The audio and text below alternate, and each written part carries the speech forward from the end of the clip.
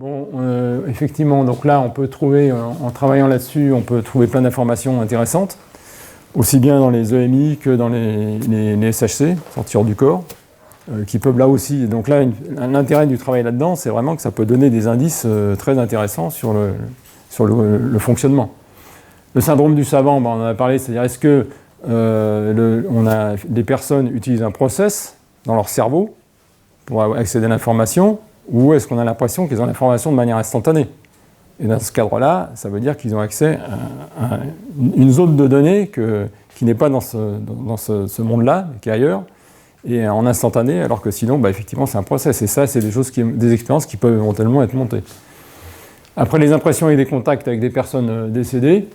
Donc voilà, est-ce que c'est des personnes qui sont déjà parties dans une autre partie de la simulation et qui viennent aider ceux qui sont encore dans le jeu, voilà, ou est-ce que c'est des automates qui ont conservé une mémoire du fonctionnement de la personne et qui resimulent la même chose? Voilà, ça, c'est tous des indices et qui peuvent se retrouver dans les témoignages qui sont faits à ces sujets. Et bien sûr, la réincarnation, où là, il y a aussi beaucoup de choses qui ont été faites et qui sont aussi des indices. Alors les ovnis,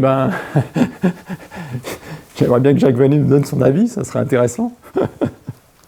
Donc là, moi, ce que j'ai dit simplement, c'est que tout ce qui est apparition, disparition, téléportation, est-ce que c'est l'utilisation d'une autre dimension dans la simulation?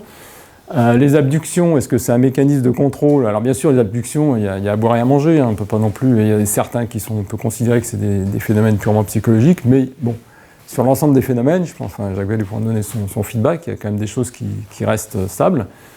Les trajectoires non logistiques, c'est pareil, est-ce que c'est des fonctions spéciales qui sont données à des sondes? Et pareil pour les contenus ressentis différents suivant les personnes, il y a des gens qui ont vu la chose, d'autres qui ne l'ont pas vu, ou qui ont entendu et pas entendu, même chose que dans les poltergeists. À ce moment-là, est-ce que dans une réalité simulée, on a des paramètres de rendu qui sont différents suivant les utilisateurs? Donc on peut imaginer la même chose, quoi. Donc en conclusion, pour moi l'hypothèse de la simulation, ça propose un nouveau framework de réflexion, plus que de dire est-ce que on est en simulation, ça donne finalement un contexte dans lequel on peut travailler, on peut faire des hypothèses, on peut faire des thèses, des expérimentations, et qui intègre de nombreuses disciplines. On a vu qu'il y a des points de similitude avec nos mythes religieux, etc. On va retrouver bien sûr des points d'entrée qui sont un peu identiques. D'ailleurs, c'est aussi intéressant parce que je pense à Jim McLeod qui a écrit un livre sur en quoi les expériences exceptionnelles ne seraient pas finalement les créateurs quelque part des religions. Voilà. Le réalisme quantique ou l'univers mathématique, là on est sur des approches qui sont plus déconnectées de nos mythes religieux et qui sont un peu plus, par contre, notamment Brian Whitworth, qui ont plus de rationalité. Et puis la parapsychologie et la nomastique, pour moi, c'est effectivement de très bons outils pour des recherches dans ce domaine, puisque c'est là où on va pouvoir trouver le plus d'indices, de modèles, et proposer des expériences par rapport à ça.